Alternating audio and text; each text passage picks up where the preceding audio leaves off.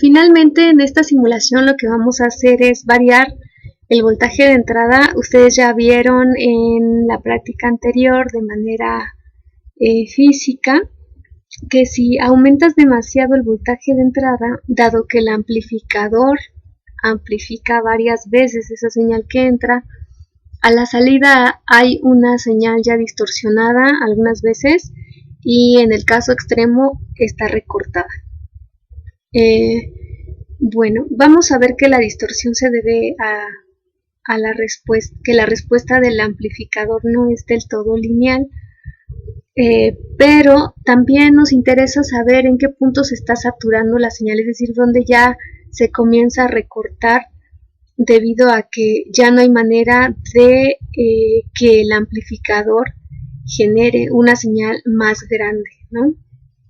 Recuerden, el límite en el que tú puedes amplificar es el valor de tu fuente de DC, es decir, si tu fuente está limitada a 12 volts, pues si tú metes 1 volt de entrada y tu amplificador está amplificando 40 veces, eso no significa que van a salir 40 volts, ¿no? Va a amplificarse teóricamente, pero estás limitado a el voltaje que tiene tu fuente. Entonces, en esta simulación lo que vamos a hacer es verificar ese principio, ¿no? O sea, tu amplificador puede amplificar 1000 veces, pero no tiene un límite, ¿no? No va a amplificar lo que teóricamente dice que amplifica sin distorsionar la señal, y eso se debe a la condición que tengas en tu fuente de alimentación. Entonces, lo que vamos a hacer ahora es, ya hemos estado analizando la frecuencia de corte baja del amplificador. Estamos seguros que con 100 microfaradios en los capacitores tenemos una frecuencia de corte muy baja. Entonces vamos a utilizar esos capacitores de 100 micros para garantizar que la frecuencia de corte baja es de algunos hertz, y vamos a meter una onda sinusoidal. Ahora, esta onda sinusoidal la vamos a graficar en tiempo, es decir, ustedes van a ver la ondulación de la señal, y vamos a meter una señal en una frecuencia que nosotros sabemos que nuestro amplificador sí amplifica, ¿no? Por ejemplo, sabemos que la frecuencia baja con 100 microfaradios son algunos hertz, y la frecuencia de corte alta está allá por los megahertz, ¿no? Entonces, por ejemplo, yo voy a meter una señal de prueba que sé que está justo en la banda media, que es parte de la banda media, que es una onda sinusoidal de 10 kHz. Aquí voy a volver a utilizar la instrucción de param y step para ir variando la señal de entrada. Entonces yo tengo una línea, que es lo que cambia de la simulación anterior, que se llama voltaje de entrada. Ese voltaje de entrada en las otras simulaciones es una señal de tipo AC, de corriente alterna. Aquí la voy a cambiar y voy a poner directamente una onda sinusoidal. Entre paréntesis voy a escribir el offset, que en este caso son 0 volts. Su valor pico, que en este caso escribí el nombre de un parámetro, que ahora se llama BI. Y el tercer término es la frecuencia a la que quiero que oscile esa onda sinusoidal. Le puse 10 kHz porque sé que es una frecuencia que está o pertenece en el rango de la banda media del amplificador que estamos analizando. Param es el parámetro que voy a variar, que se llama BI. Tiene un valor inicial de 10 milivolts. Con step lo voy a ir variando en 5 milivolts. Voy a empezar desde 5 milis hasta llegar hasta 50 milivolts.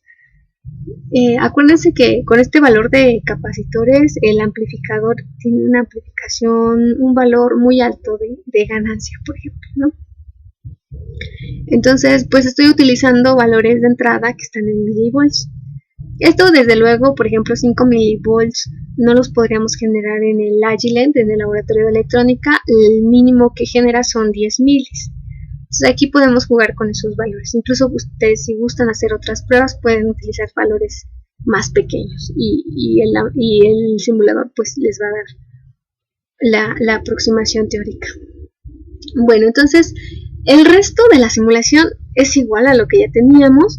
Lo que vamos a cambiar es el análisis. Dado que quiero ver la señal en el tiempo, voy a cambiar el análisis que teníamos en AC, que básicamente lo que nos hace es el barrido en frecuencia y nos presenta un diagrama de Bode o la respuesta en frecuencia de magnitud del amplificador. Ahorita vamos a comentarlo con un asterisco y vamos a poner una instrucción diferente. Vamos a poner la instrucción TRAN. La instrucción TRAN nos hace un análisis transitorio, es decir, un análisis en tiempo. Lo que le tenemos que poner es el tamaño de paso, es decir, cómo vamos a ir avanzando en el tiempo. Yo aquí voy avanzando en 0.01 nanosegundos. Voy a empezar está al revés, empiezo en 0 segundos y termino en 0.3 milisegundos. ¿Por qué en 0.3? Porque acuérdense que es cuando tú quieres ver una señal en el tiempo, pues necesitas saber cuánto dura esa señal en el tiempo. Yo sé que esta onda sinusoidal de 10 kilos tiene un periodo de 0.1 milisegundos. Entonces, al poner 0.3 milisegundos, estoy pidiéndole al simulador que me muestre al menos 3 ciclos de esta onda sinusoidal. Esto es bien importante, ¿no? Es importante que sepas cuánto dura la señal que quieres ver para que lo configures adecuadamente en este punto TRAN. Punto proof, recuerden, es para que nos genere las gráficas y el punto N es para terminar el archivo de simulación. Entonces lo voy a compilar. Y bueno, igual que en el caso de la variación de las capacitancias, aquí me dice que hizo 10 pasos y que empezó el voltaje de entrada con 10 milivolts y fue aumentándolo hasta que llegó a 50 milis. Bueno, entonces esa gráfica no es interesante. Vamos a poner proof. Vamos a quitar esta. Aquí ahora nos dice que es un análisis transitorio, es decir, en tiempo, le decimos que sí. Y nuevamente vamos a elegir nuestro voltaje de salida. Igual hay un voltaje de salida para cada valor de entrada que estamos utilizando. Le vamos a dar Add para agregar todas. Y le vamos a dar OK.